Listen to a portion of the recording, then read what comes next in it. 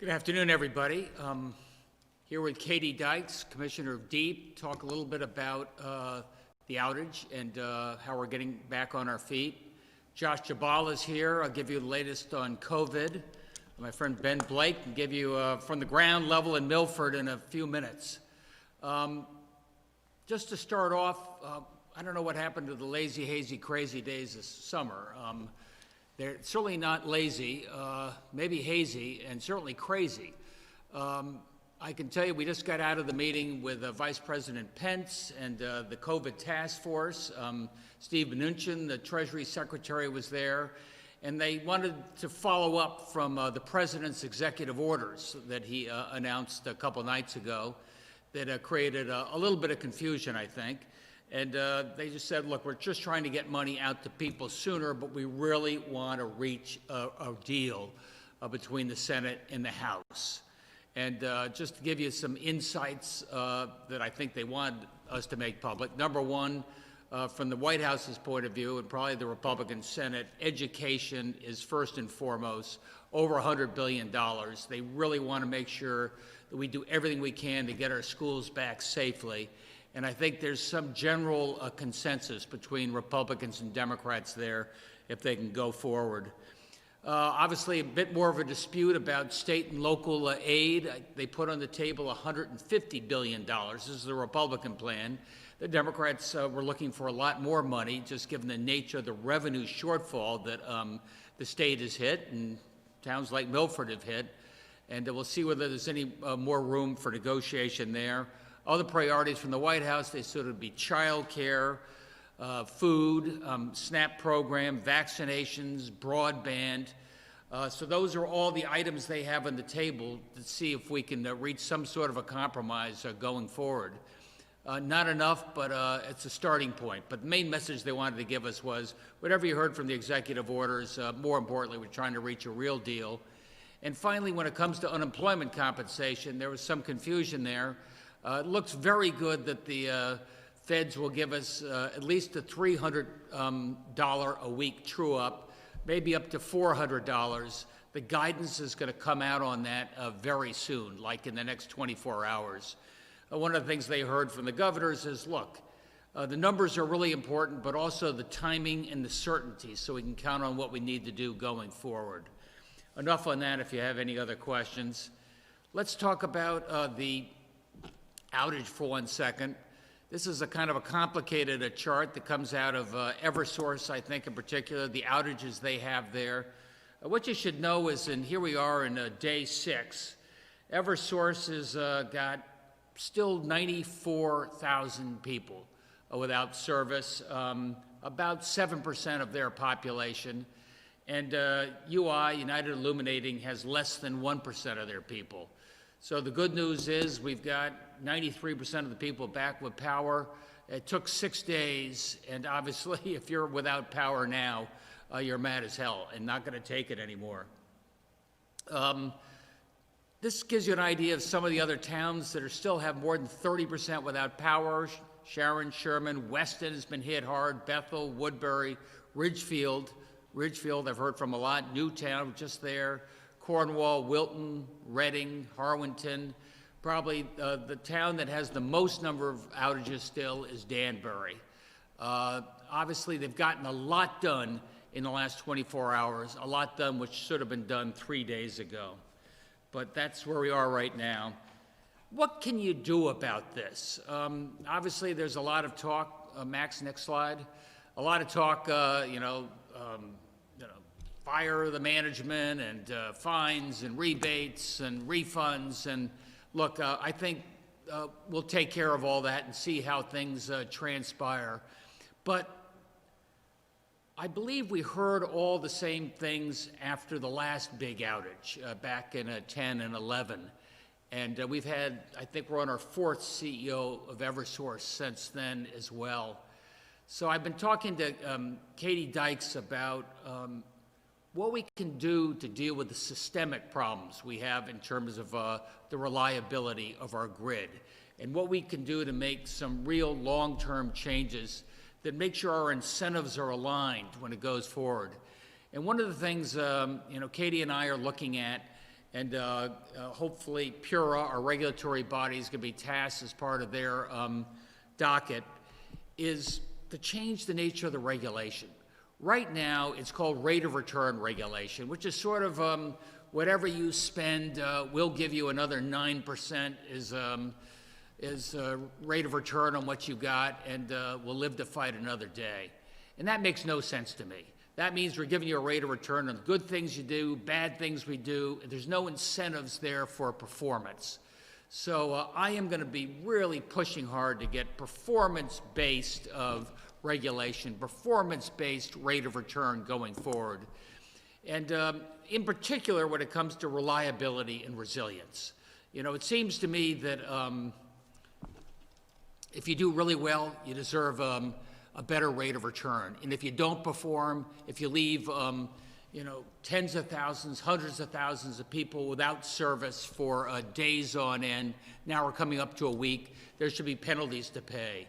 And one of the ways that we can influence that is through the rate of return analysis. So that's what Katie and I are going to focus on in a serious way to make sure our interests are aligned, that a utility has a real incentive to harden their system, a real incentive to make sure you have the remote status monitoring, a real insistence that you get the liaisons and you keep people fully informed every step of the way. And that said, you get rewarded when you do well and you get penalized when you don't do well. So we'll let all the other talk go on, but I think this is the type of performance-based rate of return regulation that makes all the sense in the world. No more, bingo, whatever you did, here's 9% over and above it. That's not the way your world works. It's not the way my world has worked. It's not the way it's going to work right any longer when it comes to what we got to do with our utilities. Obviously, for me, reliability and resilience is number one, given where we've been for the last week. But affordability, ways that they can provide a better service at less cost, I'd like to see you know, some return for a utility for doing that. Customer satisfaction, that in terms of communication, telling people what's going on, how we can incent people to do a better job there. And finally, when it comes to the environment, when it comes to how we can make our grid more friendly in terms of you know, renewable energy sources. This is what Katie and Marissa, who runs PURA, looking at other states, looking around the country, seeing how we can be a lot more proactive when it comes to performance-based regulation. Let's see. With that, just to change course one more time, COVID. It has been a busy August. This is a 3-day summary. I think it's, the news is what you can see. We've done a lot of tests, 38,000 tests over the last 3 days. Fatalities, about 1 per day. Hospitalizations, pretty flat. Positive cases, 247. Again, good news. I think you'll find that's 0.6% of 1%, you know, so that is less than 1%. That's amazing. For the last week, it's 0.7%. So with all what you see going on, when you see Rhode Island has got 6%, when we've got thousands of contractors coming in from out of state to fix electrical outages, when you hear about these parties going on, thankfully, we're still at less than 1%, which is why if we can't get ourselves slowly back to work and back to school in a safe way, nobody will be able to do that. We're about tied with Vermont. Maine, damn it, is at 0.5%, so they got northern Maine. That gives them a bit of an advantage, but I'm proud of Connecticut. We're still doing very well on that front. Let's see, the next chart is, we're not taking our eye off the ball. And we're going to continue to be strict because that's what's got us as far as we have and given us the good numbers we've gotten, allowing us to slowly get back to a new normal. And number one is we're going to be stepping up enforcement on those large private parties. And, you know, what that means is, look, you got 25 people inside, you got 100 people outside. You have the same rules as we do in you know, for example, our stores. I want that mask on. I want to make sure you've got the distancing, and we're going to try and hold people accountable there. Fines and closures for businesses violating the rules. Again, we've been urging people. They've been doing generally a very good job. We've got self-policing. We've got people calling in and going to our hotline, telling us about places that are a problem. I was very interested to see that down in Bridgeport, there are a number of bars masquerading as restaurants, and they were having big parties in there. And Bridgeport, with local enforcement, stepped up and shut them down and took away their license. So this be a warning to people that we are taking this seriously, and local regulation and local enforcement is the best, and I salute what they did in Bridgeport. We have a lot of people who say, hey, I don't wear a mask in this store because I have a medical condition. Well, I think people are beginning to abuse that privilege, so from here on out, just bring your doctor's permission with you when you aren't wearing that mask and you're in that store, you're in that private area, because that's what the rules are. And finally, for the first time, we have just issued fines due to travel advisory violations. People have been always saying, what are you going to do? What happens? And I said, look, I think overwhelmingly the number of people flying into our state from COVID-infected areas is way down. I think people are self-policing and self-regulating, but not all are. And we wanted to send a message loud and clear. So we have two folks who flew back to Connecticut, one from Louisiana, one from Florida.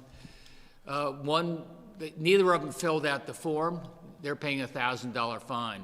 One of them didn't fill out the form and refused to quarantine. And we were noticed by a workmate of that person, and they're paying an additional $1,000 for violating the quarantine. Look, I hate to do it, but we're going to be serious, show people we're serious about this. And to date, it's made a difference, and I hope we can continue to make a difference. Overwhelmingly, people are doing the right thing. For those few of you who aren't, please be on notice. I think with that, well, I guess tomorrow is primary day. I'll just throw that in at this point. It's the primary day. I was asked by Secretary of State Denise Merrill to extend the period of time that your ballot can be mailed in, so it has to be postmarked by tomorrow, but it'll have another 48 hours to come in. Any way you can that you don't feel safe going to the ballot box, don't feel encumbered, and please mail it in. You've got another day to do that right, do that safely. This is our dress rehearsal to get this primary done right. Overwhelmingly, you've told us people want to vote by mail. Some of the stumbling blocks they've had is just the sheer number of people that have done that, and that's why we're giving you an extra couple days, especially given what's happened with this electrical storm. We need a little bit of extra time. With that, Katie here on what we're doing in terms of regulation, what we're doing in terms of the outages, Josh, all-purpose hitter, and we've got the mayor of Milford here to tell you from the ground level up what he's seen going on. Over to you, Max. NBC Connecticut.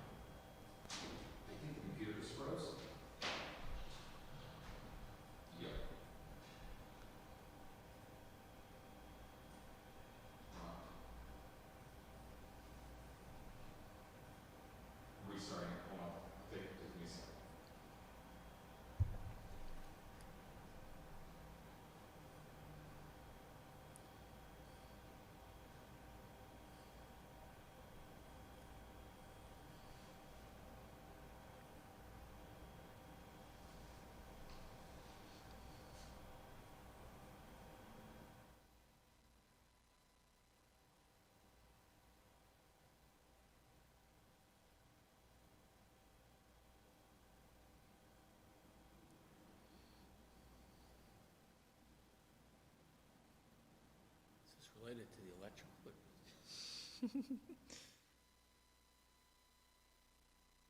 Outages, we had more trees down.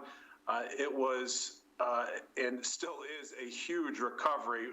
We're going to take days and weeks and months to get back to normal.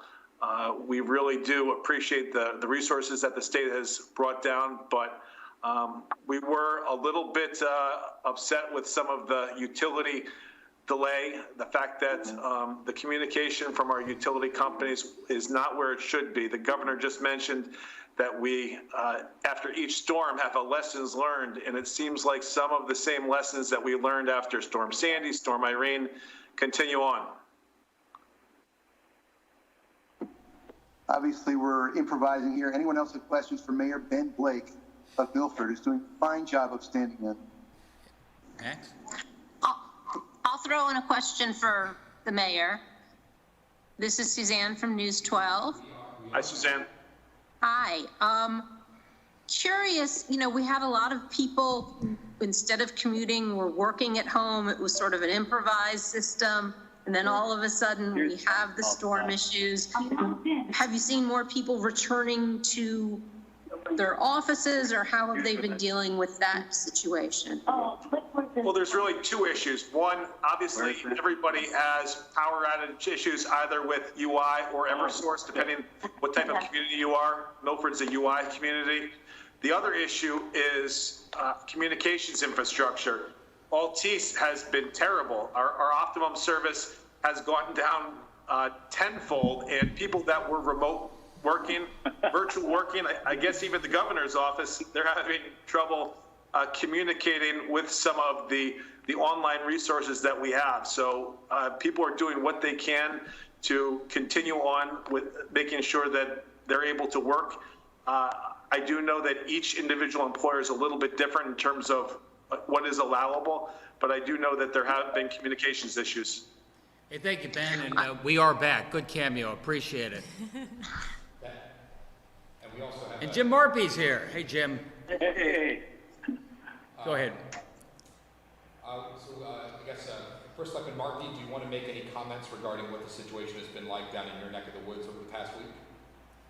Yeah, I was very pleased to be talking with or hearing Mayor Blake's report. Unfortunately, here in Westport, the story is a little worse, I'm afraid. We at our peak, we had 97% of our of Eversource's customers without power. I guess I'm pleased to say that we're down to 28% now. But frankly, I've got a lot of, as you might imagine, upset and angry residents who want to know when and how soon, and obviously that their power will be turned back on. The challenge that we face here, frankly, in dealing with Eversource has been what I would describe as communication and coordination. The information that we've received is often not as good and up to date as we would like it to be, so that we can coordinate with the Eversource resources to make sure that we get the power back. By the way, I want to thank Governor Lamont and Lieutenant Governor Bisowitz for coming down on Friday to Westport and taking time to visit with us and explain what they're up to and what the state is up to. And I appreciate the help that the state has been giving to us. And I've been in regular touch, and my people have been in regular touch with the state as well. So thank you very much for that support. What I want to say is what Eversource, I think, needs to work on is how they collect their own information. My suspicion is they themselves are having trouble collecting information internally and then turning around and sharing that so we can share it as appropriate with our residents. That said, we've because of the heat today, we've opened a cooling station for our seniors. We're gradually getting back to kind of normal operations, but I think when this is all said and done, we need to sit down with Eversource and work very, very hard to figure out how to prevent this from happening again. Again, the struggle with me is I don't know if there are 2 crews in town, 20 crews, or 200. They're wherever they are. but we don't know where they are. And early on, we weren't getting the make safe crews that we needed in order to clear roads and keep people physically safe. Governor, I know you had the opportunity to visit one of our worst blockage areas, and thankfully we have on retainer a retired Eversource coordinator technician to help us through this. But you saw how challenging that was, and we have areas all over town like that that we've cleared all the pathways so we can at least get to everyone. But it'll be a while before the cleanup takes place. Took Susan and I down a street where there was a twister probably up to 100 miles an hour snapping those 100-year-old oaks like old matchsticks. That was just extraordinary, the damage we saw there, Jim. We'll move along. We'll go first to News 8. Good afternoon, everyone. Couple of things. First off, Governor, one of the byproducts of the storm, certainly people trying to get to areas to stay cool, work computers, maybe charge their phones and stuff, and that kind of gathering, the early numbers may not show it, but are you concerned maybe in the coming days that there might be a bit of a spike because of so many people getting probably too close together, almost out of necessity, and maybe having their guard down? I was concerned at Memorial Day, concerned by a George Floyd protest, concerned by the fact that a lot of people may be in shelter right now. I think Connecticut's getting pretty experienced in how to balance these different issues, and I think they're being very careful. Also, one of our viewers asked about with Rhode Island, who I believe is still on the travel advisory, and their numbers have been going down. People looking to maybe move people into school there or to get relief from their power outages here. Anything regarding Rhode Island in the coming days? Yeah, Rhode Island, we love you. Stay home. I say the same thing to Connecticut. They have a much higher infection rate than we do. You know, they got some bars and some things going on there, so I think it really makes all the sense in the world to stay close to home. Fox 61. Hi, this is Brian Bidlake with Fox 61. My first question is to the governor. Governor, do you agree with officials like State Representative John Frey, who's calling for the legislature to dismantle Eversource, saying it's grown too big, quote, to effectively handle large-scale responses and restoration? Do you agree that the state should buy out or dismantle Eversource at this point? Yeah, I have no idea what that means, but that's why we're going to take a hard look through this investigative process at Eversource, how they responded, how we can put in place incentives to make sure this doesn't ever happen again. Whether having 10 little electric utilities rather than Eversource is something that is going to require a lot more study.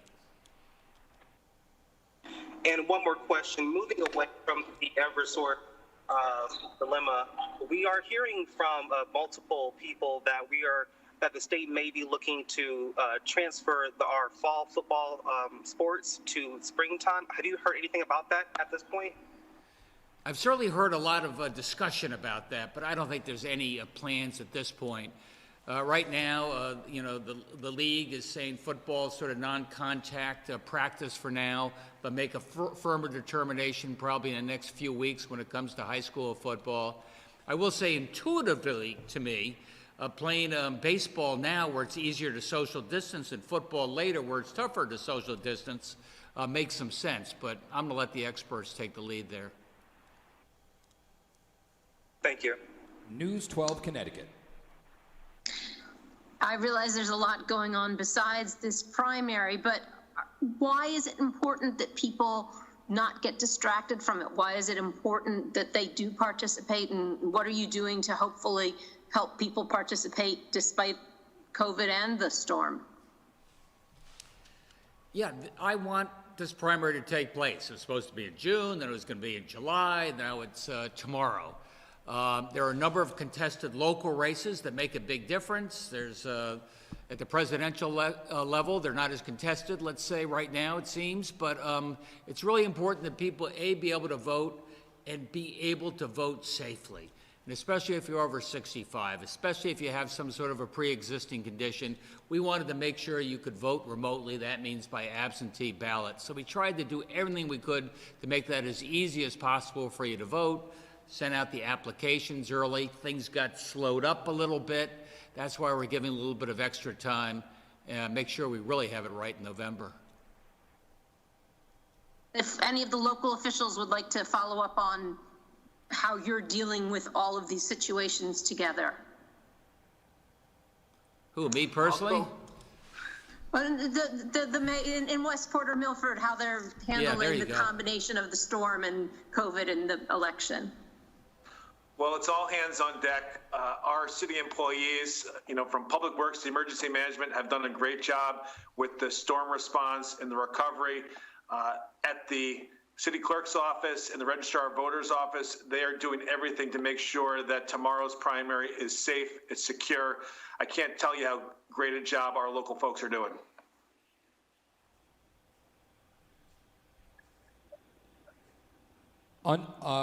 Jim? First Selectman Markey, please unmute.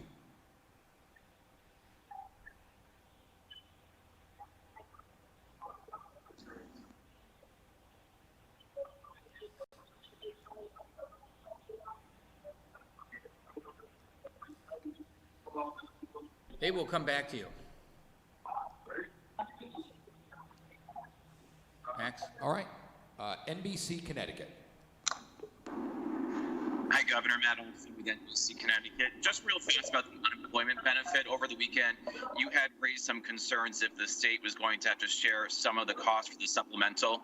Do you have any update on that? Do you still have those concerns? Yeah, that would have cost us hundreds of millions of dollars, say $500 million between now and the end of the year. So that seemed prohibitive to me. At this point, the White House is still sort of making up their mind. Department of Labor down in Washington is going to give us guidance. It really looks like they're going to give us at least $300 weekly true-up in unemployment and maybe another $100 that they reimburse back to us. They got to figure this out pretty soon, and hopefully we're going to hear that tomorrow. I know just in terms of COVID, you have tried to implement rules statewide, but several communities that have a college or other institution in their community are asking for exceptions to lower the restrictions in terms of gatherings, the number of people that are going to be allowed. Are you okay with that? Are you going to be giving them the okay to go ahead with that? We have tried to do things statewide. As you know, when it comes to schools, each situation is a little bit particular, so we're allowing them to make the call between the mix of in-person classroom and hybrid. Do you want to talk about the restrictions for the college towns? Yeah, no, we're in receipt of the letter and the request, and we certainly appreciate the interest in the partnership from those municipalities and doing everything we possibly can to try to keep the lid on COVID as we have it now. It's something that we're evaluating with our teams. No decision made at this point, but we are partnering with all those college towns to make sure we're doing everything possible to contain COVID as students come back to school in the coming weeks. And just finally, back on July 14th, Eversource had warned about just a huge number of dead and hazardous roadside trees and the concern about the electrical system that many towns just are overwhelmed with the number of removal of the trees that they have to handle. Is this something the state needs to get involved with in terms of removing all these trees that could help prevent what we saw last week? Surely on our roads, we're very aggressive about tree trimming because I hear about it from everybody who loves the trees. Jim, could you hear that question as regards tree trimming? Yes, I did. I apologize for, I'm not as familiar with this particular technology as I am with Zoom. The reality is we've been fairly aggressive in our tree trimming activity. We have a great tree warden here in town who's really on top of the game, and we're working with him to make sure that we're doing the trimming that's necessary. You know, as you saw the other day, Governor, the trees that were felled were healthy trees in many cases, and in one case, we think one of the trees that fell in Longshore Park was maybe 200 years old. and in good shape, not hollowed out. So the problem, at least for us, I don't think was that situation. That said, it is a very real one, and at least our tree warden has worked hard to make sure that on our public rights of way we're removing those trees and working with Eversource to get those away from the power lines as well.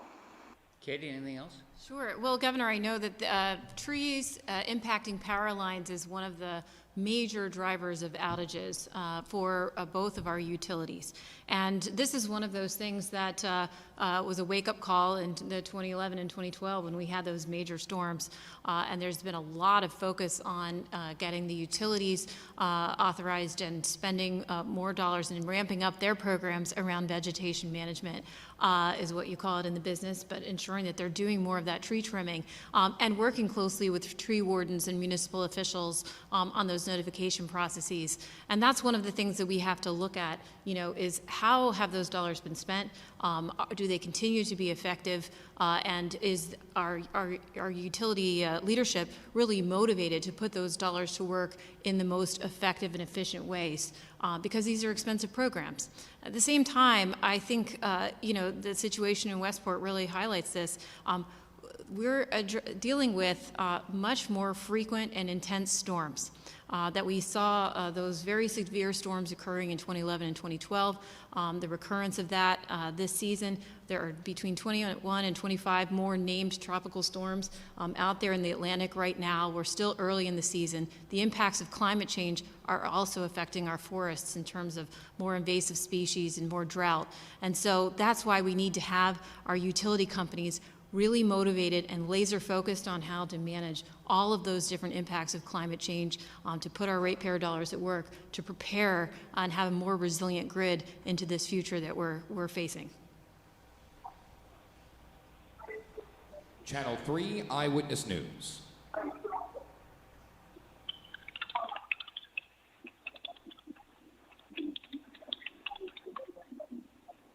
WTIC 1080 News. Hi, Mr. Governor. Something a little bit new here. Senator Blumenthal in a statement says he met with Jim Judge from Eversource, says there's no commitment from the company to pay back customers, and the senator's still calling for the removal of Eversource's senior leadership team, which I assume would include the CEO. Where do you stand on all that? There's several leaders now calling for the resignation of Jim Judge as CEO of Eversource. If I were Eversource, I'd go beyond the call of duty when it comes to how we can try and make good for the people who have been hit hard on this. That would be refunds. That would be helping out with people who have had spoiled food and the such. As regards Jim Judge and the CEO, I think I referred before to the fact that, every 2 or 3 years there's a new CEO and it's the same old story, which is why I'm really focusing like a laser beam on a performance-based regulation, performance-based rate of return, ways that I can hold whoever the CEO is accountable to make sure they get paid for really good performance, but not for bad performance. And the other update is the football committee at the State High School Association voted to move football this spring. That was today. And now the Board of Control would have to approve that move. So that's the update there. I don't know if you have any thoughts on that. I hadn't heard that, as you can tell from the last answer, but it makes good sense to me. The Associated Press. Thanks, Max.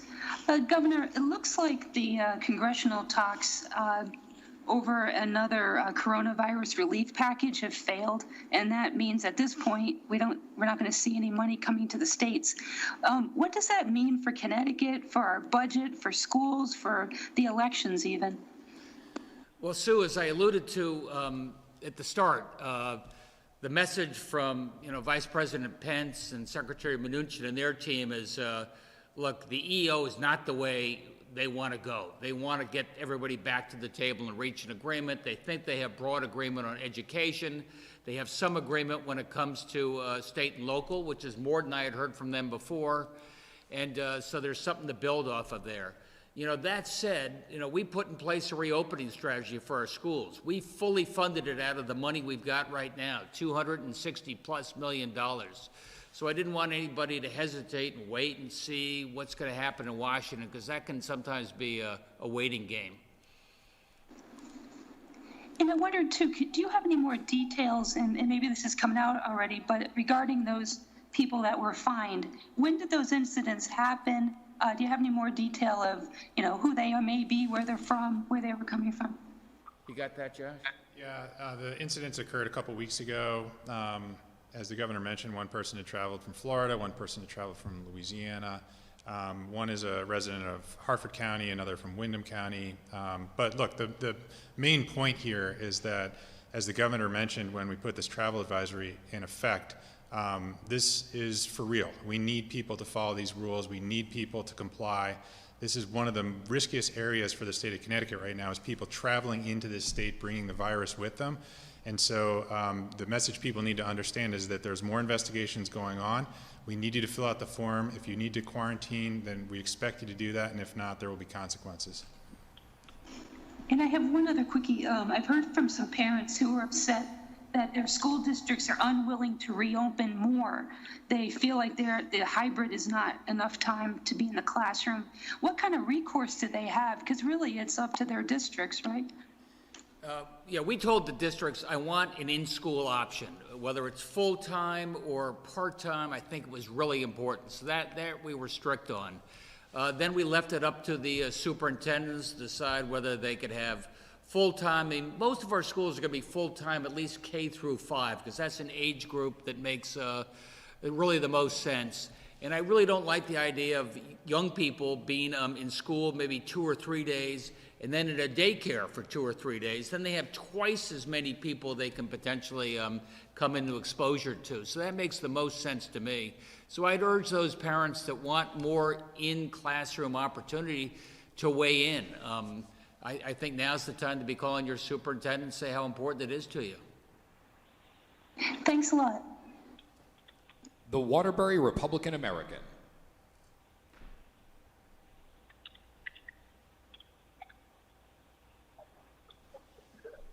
CT News Junkie. Thanks, Max. Governor, I wanted to ask you about the executive order that you just signed regarding Connecticut's absentee ballots, and if they are postmarked by August 12th, that even if they come in days later, they will still count in this election? Yeah, that was a response from Secretary of State Merrill. We got that letter from her today.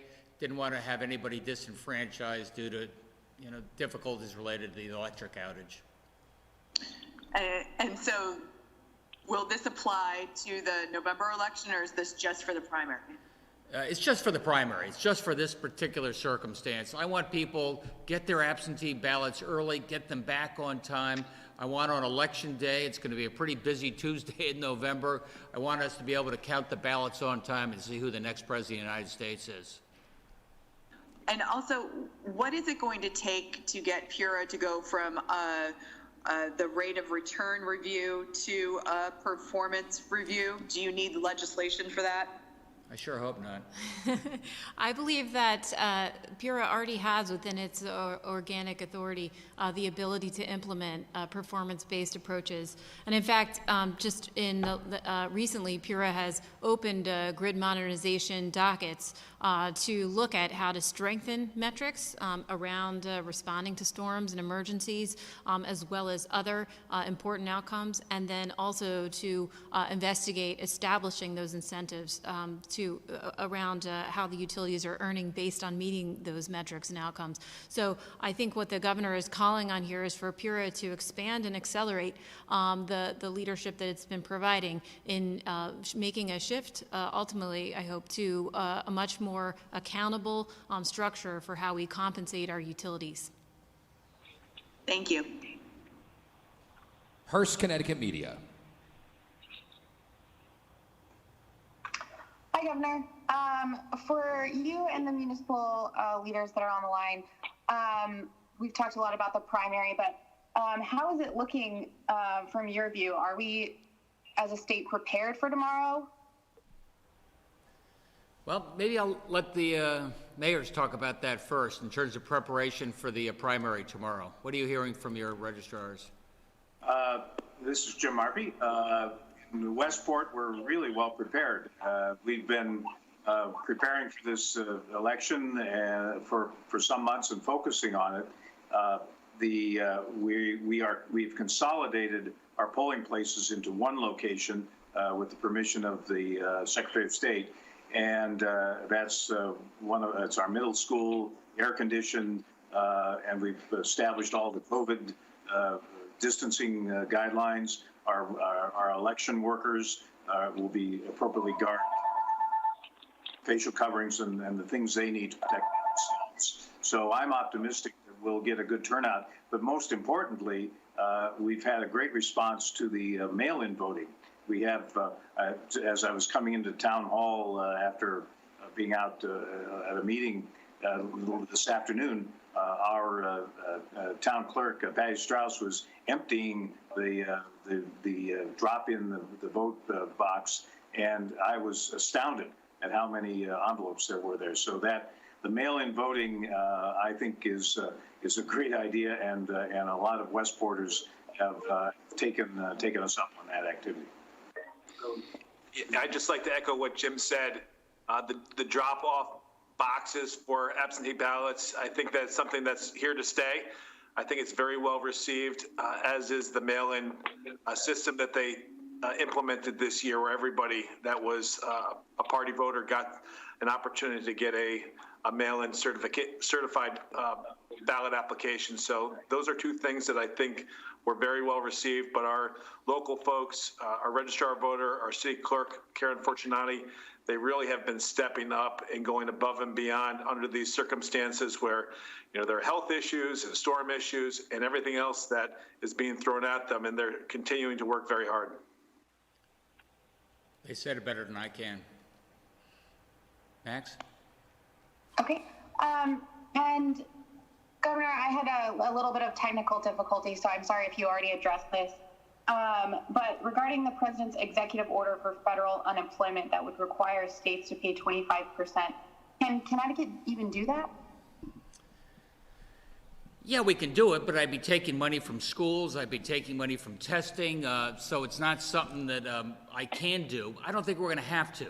The information we're beginning to get is that the White House is recalibrating that a little bit, and they will not make us, they'll reimburse us for our $100 contribution to that $400 true-up. So seeing is believing. We're going to find out by tomorrow. Okay. And regarding the enhanced enforcement, are you relying on the general public to make reports, or are you asking officers to enforce those things? I think all the above. When you land at Bradley Airport, somebody from DPH is there. They tell you, here's the form. I hope you filled it out. It's a requirement. That's a first line of defense. We are getting calls in from people who are really concerned whether we're paying attention to the quarantining or not. Those are how we got our 2 tips regarding the first 2 fines we had to address.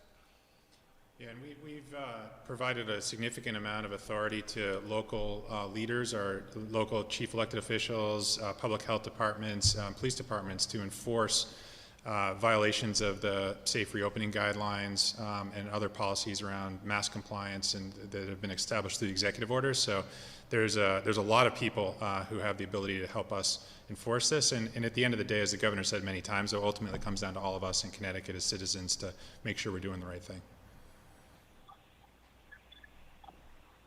The Hartford Current. Hey, Governor, this is Emily Brindley from The Current.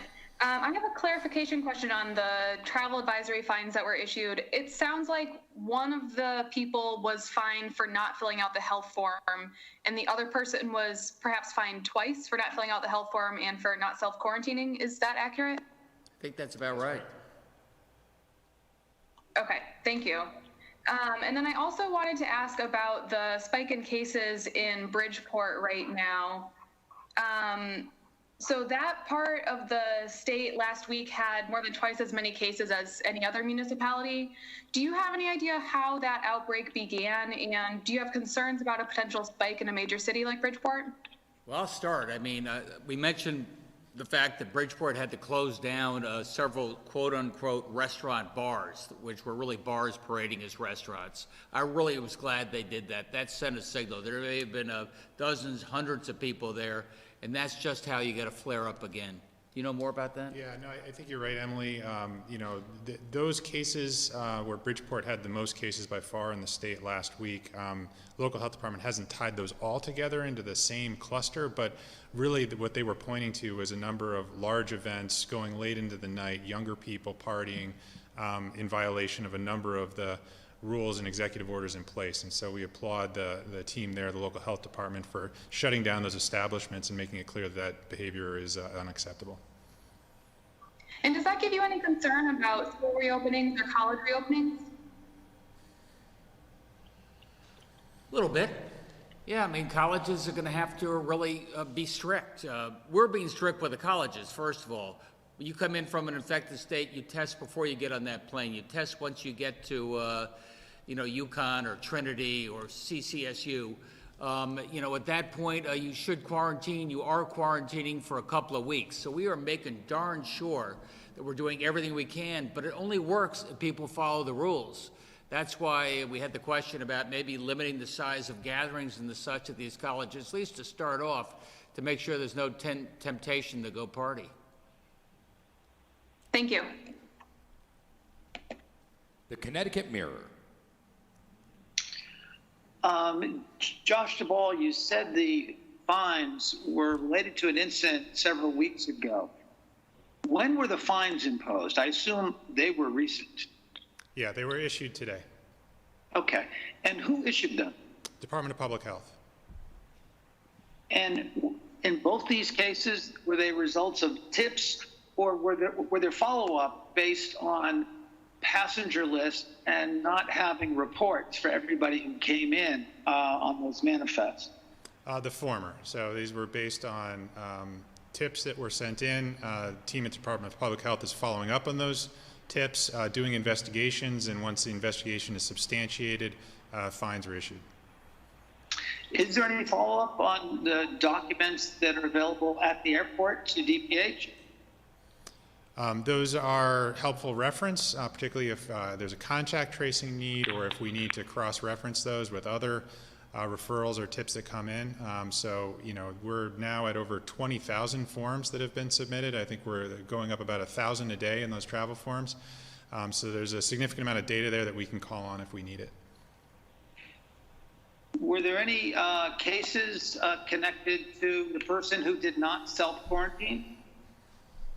Not identified at this point. How about the person, him or herself? Don't believe so. Okay. And then just one quick one for Katie Dykes. Katie, there's a lot of obviously debate over what the utilities should have prepared for, and that will take some time.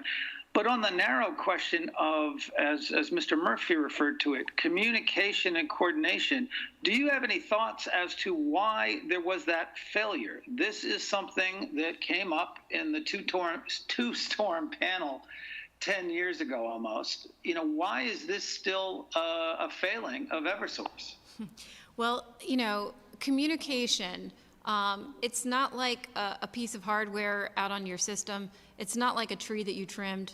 You know, it's something that you have to prioritize and practice effectively and be dedicated to from the leadership on down. And I think that, you know, as through this time period, we've reviewed a lot of the emergency response plans, metrics that have been developed in 2012 and that have been looked at again very recently by PURA.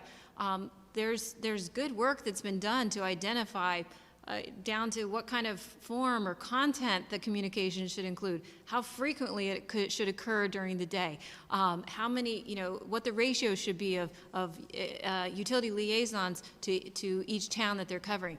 But if you have listened to the calls that the governor has convened with municipal leaders over the past week, that's not, it sounds like none of that, you know, it doesn't sound like that's what's been followed. And so I think that's the key question now in this after-action review and the investigation that PURA will do is to see what were the plans, what was followed, and how do we promote, but ultimately, to the governor's point, how do we promote a culture where that kind of practice matters and where it's going to be effective for the next emergency? And so finding ways to really change the incentive structure, I think, may help us to finally get to a place where the plans and the forms and the metrics are going to really matter and deliver on better information for municipal leaders, for customers, for businesses, for the people of Connecticut.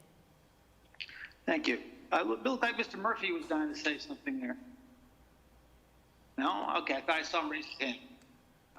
I'm sorry, you have a question for me? I missed. Sorry, I thought I saw you indicate you wanted to chime in. Hey, Paz, I'll chime in though. What we're saying is when it comes to utilities in general, there's got to be a cost and a benefit to performance or lack of performance. And right now there's not. Right now you get your 9.2% regardless. Maybe a utility gets a black eye if they're a little slow, but they can live through that and we'll forget about it tomorrow. That's not the way we're doing it anymore. There's going to be a cost for bad performance and there's going to be a benefit for good performance. That's what performance-based regulation is all about. It really is going to be a sea change. And if this can't make a difference, I don't know what can. Thank you all. Connecticut Public Media. Channel 3 Eyewitness News.